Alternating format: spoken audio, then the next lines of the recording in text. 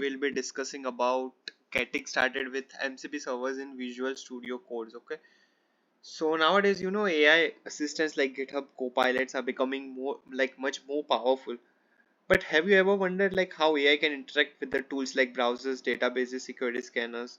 The answer is MCP, which stands for Model Context Protocol. Okay, so what are the things that I will be covering today? Just give you the brief. Okay, so today we will be covering a lot of things. We will first understand what's MCP servers and why they are important. Then we will explore the three different methods to install MCP servers in Visual Studio Code. After that, we will see how MCP integrates with GitHub Copilot's Agent Mode, and where AI performs a security scan using the Snyk MCP server.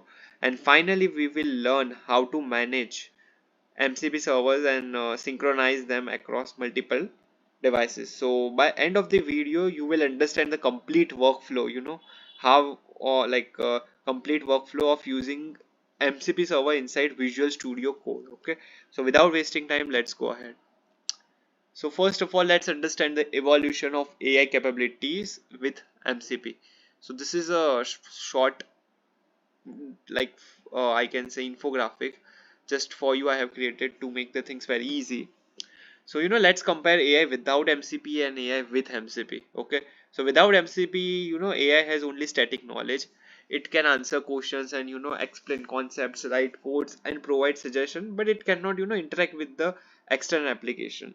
Just for the example, if you ask it to check the project securities, it can only explain you how to do it. But with MCP, AI becomes much more powerful because now it can actually communicate with external tools. So instead of only explaining, it can run security scans, access databases, control browsers and manage files and even automate workflow. So the biggest difference is that without MCP, AI just gives only the information, but with MCP, AI can perform the real actions. Okay, so this is all about the evolution. Let's go ahead now. Three ways to install MCP server. Let's completely understand this thing. Okay, so Visual Studio Code gives us three different ways to install the MCP server. First method is using the official MCP registry.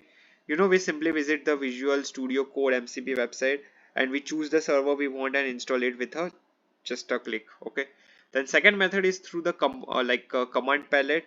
So just by pressing Control plus Shift plus P, we can use the MCP add server command and install servers using commands, uh, then npm packages or pip packages. Okay, and the last one is auto discovery. So if you have already installed MCP servers in tools like Claude Desktop or Claude Code, Visual Studio Codes can automatically detect them, and we only need to enable the MCP discovery setting, and we can VS Code will import this existing server.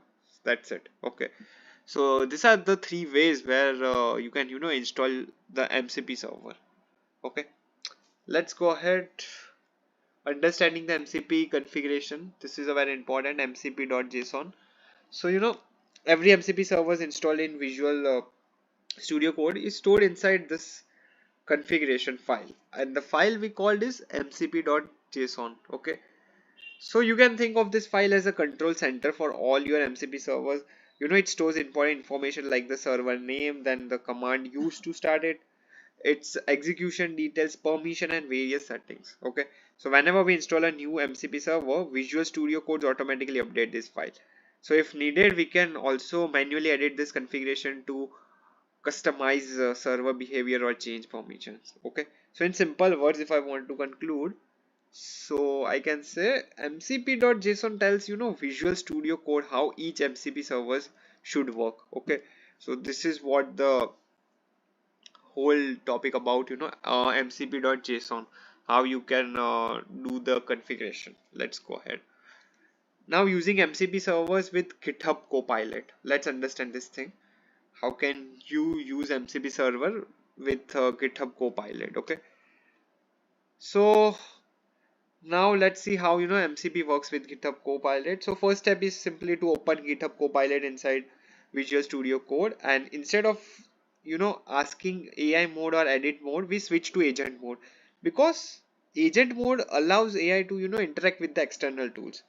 Next, we choose our preferred AI models such as Claude, Sonnet, or GPT, whatever we want to do. Just we have to select it. Then we click configure tools and enables the MCP server we want the AI to use. Okay. Now, when we generate a prompt, GitHub Copilot can communicate with those external tools through MCP. The workflow is very simple here. We write a prompt, GitHub Copilot processes it, and the MCP server simply connects to the external tools. So the tools perform the required task. So the result are sent back to GitHub Copilot. Finally, AI provides us with the complete response. Okay, so this is how the whole thing is working. Okay, so this is how AI moves beyond simple text generation and start performing real world task. Okay, let's go ahead now, running a sync security scan. Let's understand this thing. So suppose we ask GitHub Copilot, like, check the security of my project. Normally I would only explain common security issues, but because we are using the Snyk MCP server, so what advantage we are getting is that GitHub Copilot can actually run a real security scan. You know, so the process happens in three stages. Number one is a detection. Okay, so when Sync scans the whole project and identifies vulnerabilities like cross-site scraping, no SQL injection, or hard-coded secret. Then second one is analysis, where it actually checks project dependencies, missing security headers, and other potential risk. And at the end, we are on a resolution, where GitHub Copilot suggests specific codes changes to fix this vulnerability. So I think this is the very great example of how MCP allows AI to work with professional developers tools instead of only just giving theoretical advices. This is what I think. Okay, now let's go ahead and understand this topic called managing your MCP server, right?